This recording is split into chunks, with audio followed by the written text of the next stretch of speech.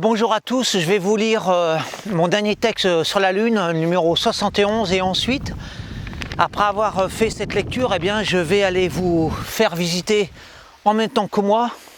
Nous allons découvrir ce qui s'est passé cette semaine dans la boîte à images que j'ai mis à l'intérieur de cette maison. Donc vous allez entrer avec moi dans cette maison.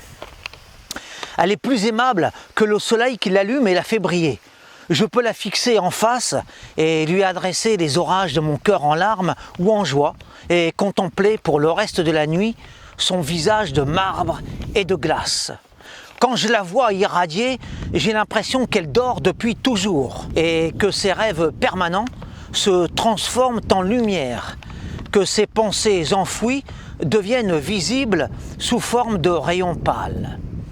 Bref, qu'elle brûle de poésie à travers son éclat onirique.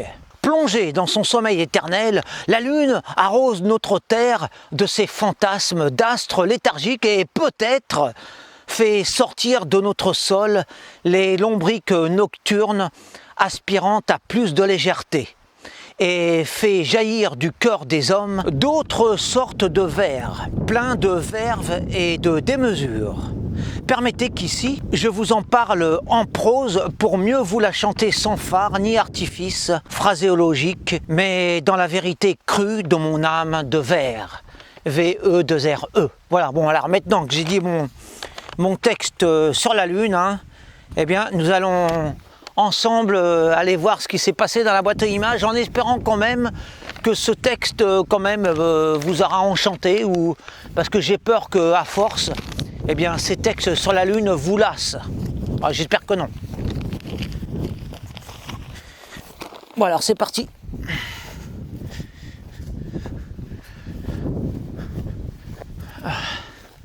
Bon, bah alors,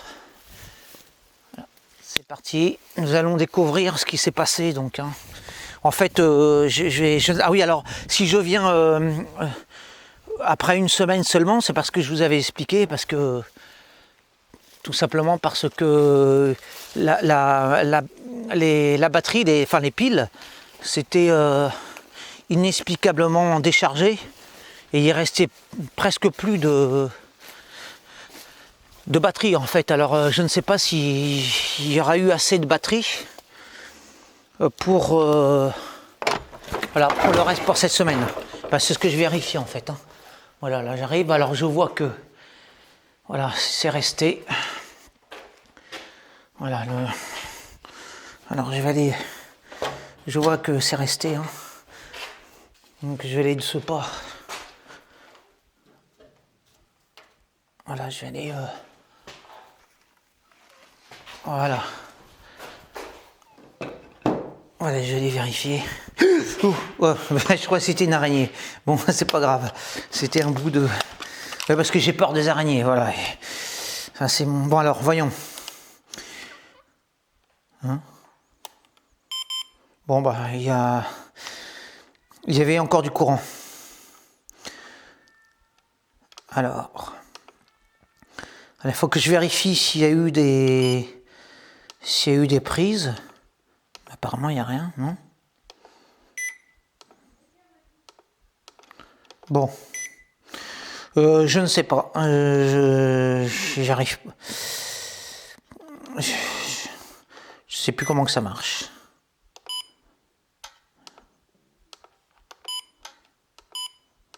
Ah, voilà. Bon, alors.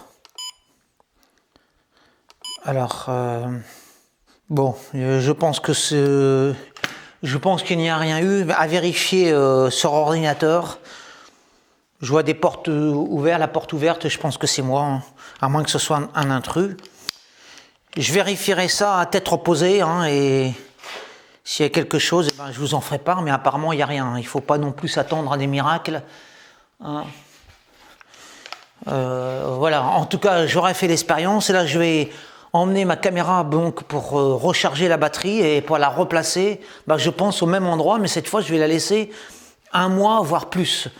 Voilà, parce qu'il faut que je donne le temps aux choses. Il faut laisser le temps aux choses qu'elles s'impriment. Justement, c'est le cas de le dire. Alors, je vous dis à tous merci, peut-être à une surprise, je verrai s'il y a une surprise ou pas. Je vous remercie de m'avoir suivi en tout cas. Et puis pensez à la Lune, hein, parce que le thème de cette vidéo, en fait, le thème premier, c'était pas le fait de relever la boîte à images, mais c'était le fait de vous chanter en long et en large la Lune. Après examen sur place, en fait, puisque j'avais assez de piles finalement pour examiner ma carte, bon, il s'avère qu'il n'y a rien. Alors en fait, comme il reste encore finalement, bien que ce soit dans le rouge, j'ai vu que ça pouvait tenir une semaine, hein, et ben finalement j'ai décidé de laisser mon appareil ici, puis de continuer la capture d'image. Voilà, comme ça vous êtes au fait, il n'y a rien, mais en fait il y a eu la meilleure chose que j'ai attrapée, eh bien c'est la Lune. Allez, il me reste de la pile, hein, je vais vous en faire profiter. Hein. Là je viens d'installer ma caméra dans un autre endroit de la pièce, hein, dans un angle judicieux de la pièce afin de capter le maximum d'intrusion. Et puis comme là nous sommes vraiment dans un cadre idéal, hein, champêtre idéal, alors nous sommes en fait dans un enclos naturel formé par les maïs qui sont à une bonne hauteur, hein. À certains endroits ils sont même à 3 mètres de hauteur. Et déjà nous étions dans une enclave naturelle fait de pâture, hein. Et puis du fait de l'isolement de ce lieu, déjà nous étions en enclave. Mais là, ça fait encore plus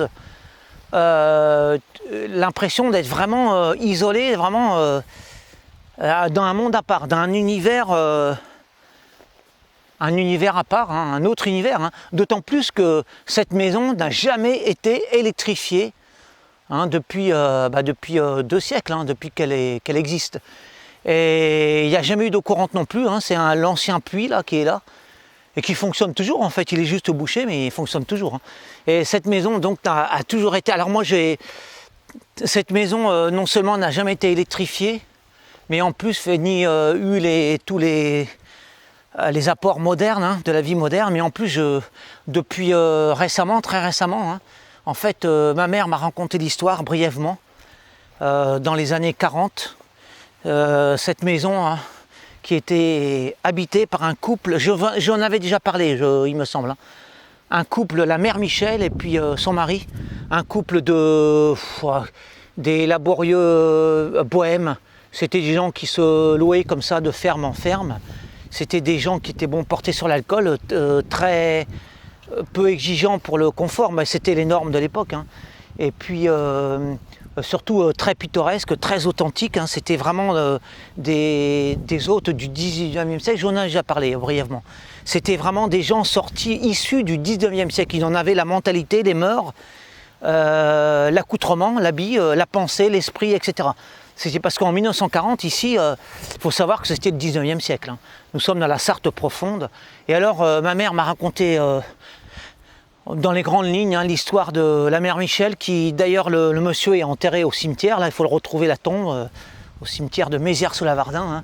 Alors c'était vraiment, déjà à l'époque, ils passaient pour des personnages hors normes, hein, des personnages, je veux dire, hein, qui avaient une vie bohème, qui vivaient vraiment de choses, vous savez, de très sommaires, une vie sommaire, très simple et très saine, enfin, à part l'alcool. Donc ils faisaient, c'était agréable parce que leur vie...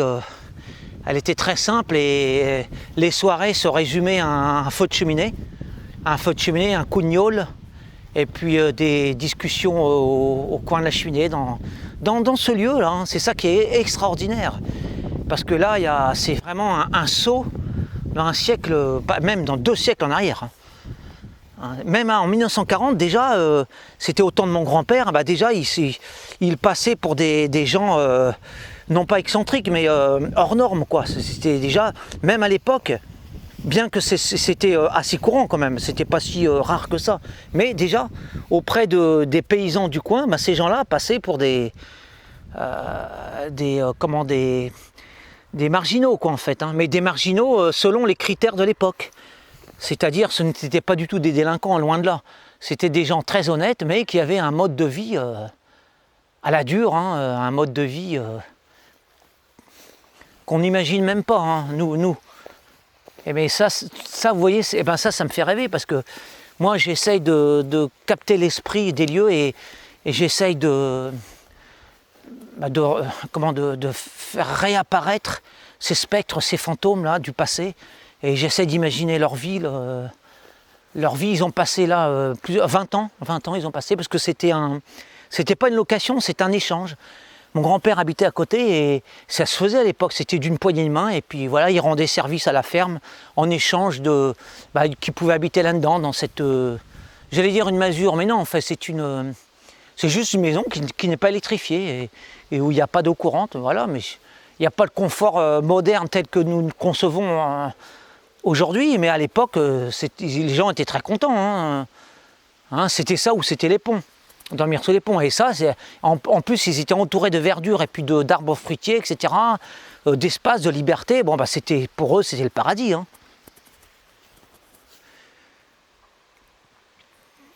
Bon, je vais terminer là-dessus, je vous ai dit l'essentiel. Voilà. Bon, alors, en tout cas, c'était agréable. Cette expédition, elle s'était complètement improvisée, c'était agréable, et puis j'espère que vous aurez également été agréablement accompagné par ces images. Je vous dis à plus tard.